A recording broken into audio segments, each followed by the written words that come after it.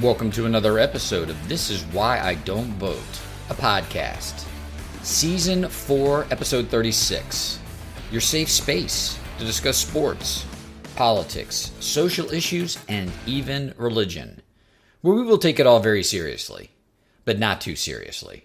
The Department of Justice indicted a conservative media group that supports a number of conservative content creators on social media, alleging that this group is basically a front for Russian propaganda.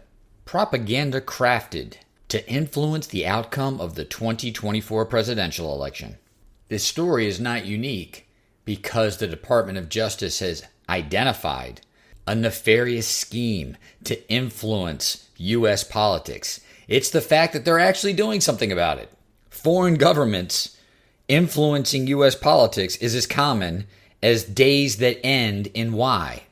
And I believe that there is a dark horse candidate for the expanded college football playoff this year, and I'm going to prognosticate.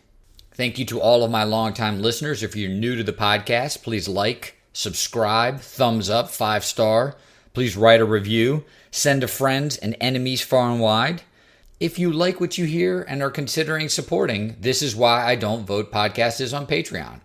Let's do it. Act 1. Foreign money is influencing U.S. politics? You don't say. A story broke this week about the Department of Justice filing charges against a media company. I believe they're out of the state of Tennessee, part of the right wing or the conservative universe.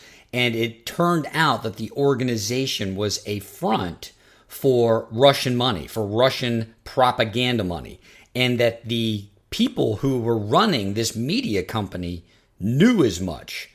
As of right now, the content creators claim that they were ignorant of the fact that money that they were receiving to produce videos that were being published on Instagram, on YouTube, on TikTok, that these monies that they were receiving to produce these videos were in fact coming from Russian agents, and that their intent was to influence the 2024 presidential election.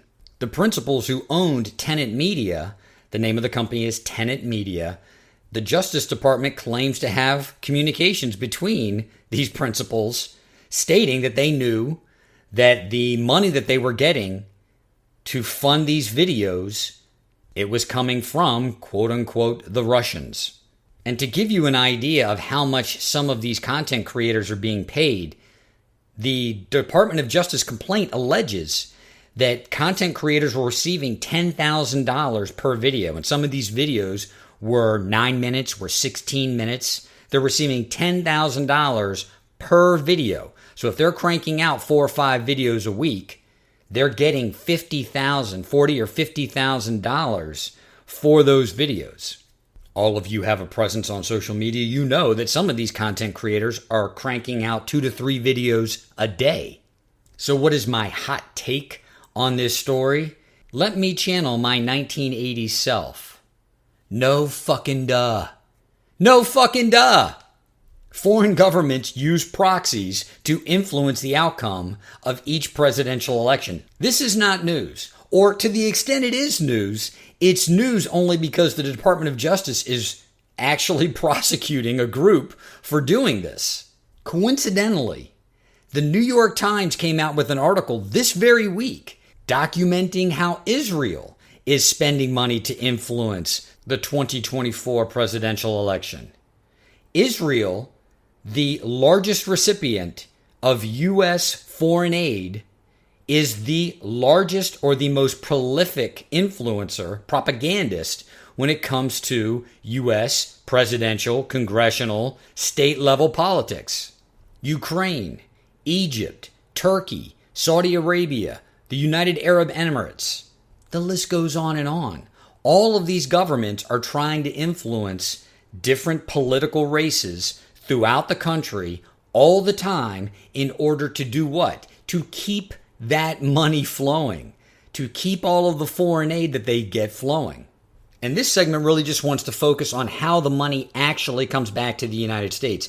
This whole idea that foreign governments, whether it be Russia or Israel, whether it be Ukraine or Saudi Arabia, that they're using third-party proxies in order to influence the American electorate, that's absolute and total nonsense. The fact that it is happening is akin to what advertisers argue any brand should do to keep itself in the public consciousness. Coca-Cola advertises all the time and everywhere. Nike advertises all the time and everywhere. You see public utilities now advertising all the time and everywhere. Why? Is it to have you go out and immediately buy a product upon seeing that advertisement? No, it's to keep you aware of that brand. It's brand awareness. It's keeping that brand aware in the public consciousness. A brand may advertise in outlets that they believe they're going to get zero return from, but they're going to do it anyway because it's part of an overall campaign of brand awareness and creating positive public awareness. Likewise, these foreign governments, they are influencing through these social media content creators. And don't think that this is the first time that this has happened, and don't think that it's not happening both domestically and internationally. This is how a lot of these content creators are making their money. They're getting their money to create this content from third parties, and they're not sourcing those funds. They don't know where that money's coming from. And to the extent that it has any influence on the public, to me, is minimal. I don't think that there's any proof that Russia, going through some of these conservative content creators, influenced anyone to have a more sympathetic view for Russia or a more sympathetic view for Vladimir Putin. It's part of a larger game. And let's talk about the larger game, because that's the point of this segment, to speak to the larger game. What is the larger game? It is these governments taking the money that they get from the United States and reinvesting, because that's what they're doing, in U.S. companies or directly with U.S. politicians. So let's talk about U.S. companies. How are they doing that? You look at Israel, all the money that we give Israel, what are they doing with that money? They're turning around and buying weapons from the United States. And when I say from the United States, because it's a foreign government, the U.S. government has to sign off on the sale of these weapons. But who's making the money? It's not the U.S. government. It's all of these contractors that have these contracts with the U.S. government to manufacture the weapons, and turning around and having the government say, the United States government say, hey, you can sell some of those weapons to Israel or to Ukraine or to Saudi Arabia. And the money goes directly in the coffers of who? It goes into the coffers of these companies. Now, whether or not that's through the U.S. government or whether or not that's directly from this foreign government, that's how it works.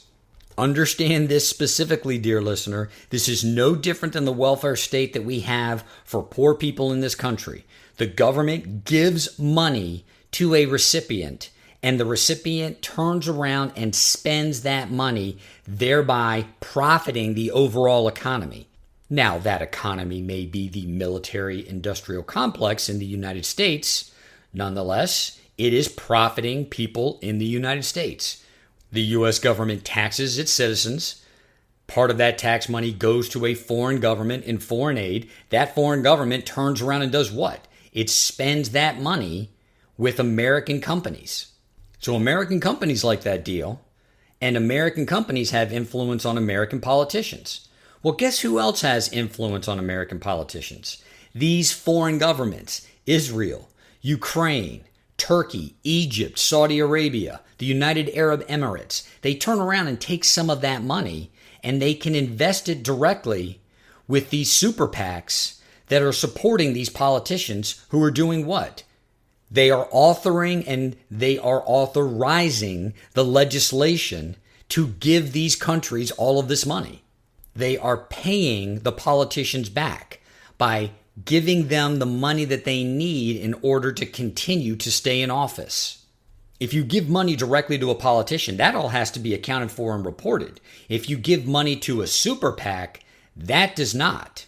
And to the extent that it does, there are so many loopholes in those rules that it's all pure fuckery anyway. So whether or not it's a major U.S. corporation or a foreign government supporting a super PAC, it doesn't make any difference. It's this influx of money that's coming in, and if a foreign government wants to stay in the good graces of a politician, contributing to their super PAC, contributing to a super PAC of their political party, is a sound political and economic decision. Some of you may be saying, hey, smart guy, we don't give any money to Russia. So how is this analysis applicable? It's an interesting question because I'm going to do another segment, and it's basically going to be on how the U.S. has been antagonizing to have this conflict with Russia. I believe that we need to have Russia as a bad guy in order to maintain this military-industrial complex. And I've alluded to it before on the podcast.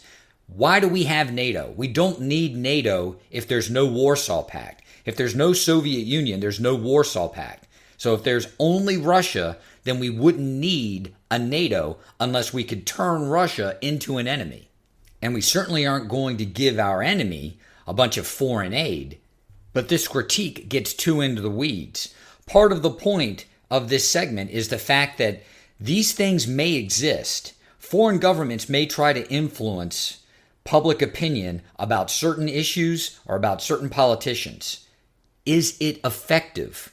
That's where the influence lies. It's not in contributing money to some organization that's going to go out and hire content creators and pay them exorbitant sums to make videos that are sympathetic to your cause. Specific to this, specific to that idea, I'm a YouTube guy. A lot of the stuff, the information that I get in order to educate myself about politics, social issues, religion, it's coming through YouTube. I don't watch a lot of the legacy media in any capacity. So I watched a few channels that were updating me, I thought, about the war in Ukraine. And as it turns out, over the course of time, the type of content that they were putting out, it seemed to contrast with content that I was getting from other sources on YouTube and other sources internationally. The BBC is a very good source of information for international news. Al Jazeera, regardless of what you think about that organization and its affiliation to the Qatari government, it is a very good source of international news. And what I found was that the videos that I was watching specific to the war in Ukraine from these particular channels, it made it sound like the Russians, they were completely falling apart, that the military was falling apart, and that they were losing the war. And in fact, Ukraine was on the precipice of being able to push Russia out of a significant part of the eastern Donbass, the part of Ukraine that has been the battleground for these close to 2 years now. Well, after looking at a bunch of different material from different sources, not only is that complete and total nonsense, as I stated in a prior podcast, Russia has already won the war. They have achieved all of the objectives that they set forth to achieve. It is the Ukrainian military that's on the brink of collapse. They just don't have any more people. It's not the equipment that they need. They don't have people to fight this war. They are running out of troops. Even if they were given the most technologically advanced and sophisticated equipment, they don't have the people to push back against the onslaught of Russian forces that are now in eastern Ukraine. And this whole nonsense about the Ukrainians going into Russian territory, it's a complete and total psyop. Even to the extent that it's true, it can't be maintained. And the Russians know well enough that it will lose its momentum and they'll just be able to push whatever forces that are in Russian territory out of the Russian territory. If not, and this is likely what's going to happen, dear listener, you're hearing it here first, they're going to get encircled. If they don't have the kind of support in order to maintain the momentum of an attack, they're going to get encircled. So they're either going to have to fall back and retreat, or they're going to get encircled and annihilated. It's all a psyop. The Russians have already won the war. You can go out today, and there are several channels that are still going to try to convince you that Ukraine is not only winning the war, but it is close to total victory. All they need is a little bit more money, is a little bit more support. What is the totality of this propaganda. It's not only trying to communicate to the American people through content creators, through the legacy media, it's communicating to the American people through their legislators. So Ukraine is engaging in an all-out blitz. That's why you see Zelensky come to the United States to do these barnstorming tours. He's trying to not only convince the political elite, he's trying to convince members of Congress, the President of the United States, and the American people that they're able to win the war against Russia. You're doing this in multiple levels. Now, what's the most important level? Is it convincing the American people? It really isn't, because the American people, for months now, if not a year, have been against sending more money to Ukraine, and the United States has done it. Why? Because the Ukrainians have done what they needed to do effectively by convincing the President of the United States and the congressional members. And how do they do that? They take some of the money that they get from the United States and they funnel it right back in to the United States, whether it's buying the arms that they need from U.S. military contractors, or it's what? It's funneling that money into super PACs to keep the politicians elected, to keep the politicians in power that are going to continue to send them that money. That's where the rubber meets the road, dear listener. Those videos on YouTube, are they working? No. Are they changing the tone of the American political consciousness when it comes to the war in Ukraine? No. The Department of Justice could tomorrow unseal indictments against proxies for Israel, for Ukraine, for Turkey, Saudi Arabia, Egypt, hell, probably England, France, Germany. This is how the game is played.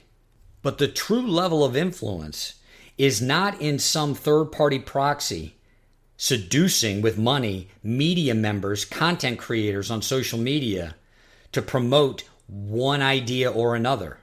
The real propaganda, the real seduction is the money being filtered back to U.S. companies who are then going to support that continued foreign aid, and it's the money that the countries are getting themselves coming back in the form of contributions to political campaigns, to super PACs. Is Russia trying to influence the 2024 presidential election? Of course it is. And so is Ukraine, and so is Egypt, and so is Iran, and so is NATO, and so is Israel. They're all trying to keep the status quo. The money that they're getting, they want to stay on the corporate dole, if not increase their allocation. Don't be fooled into thinking that the Department of Justice has struck a blow against the propaganda that we're exposed to in this country, or is in any way, shape, or form supporting the sanctity of American democracy. Act 2. College Football Dark Horse Playoff Prediction. I did a somewhat tongue-in-cheek college football preview segment last week, but this week, after having watched some of the college football games, I wanted to do a segment on a dark horse contender for the now 12-team college football playoff. There's so many different opportunities for teams to make this playoff, and there's a dark horse contender that I wanted to speak to because although I don't like the prognostication, and I certainly don't like the prognosticators, most of them being obnoxious jackasses, like me. Obnoxious jackasses really don't get along with other obnoxious jackasses. And I mean that sincerely, because all of the obnoxious jackasses that are prognosticating are generally doing so as part of some stick so that they can get the attention they need to get paid. But when you're a genuine obnoxious jackass, like I am, well, then you resent those that are just posing as obnoxious jackasses when it comes to sports, because you aren't a sellout. That's right. I'm authentic. I'm original. I'm an authentic, original, obnoxious jackass when it comes to sports.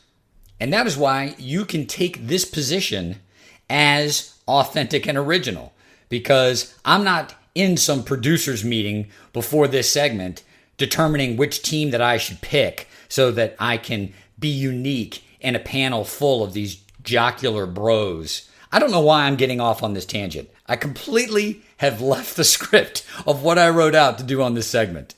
Maybe knowing that I am At the core, a true obnoxious jackass when it comes to sports. That's the reason why I'm not so dedicated to my sports fandom anymore, because it brings out that side of me.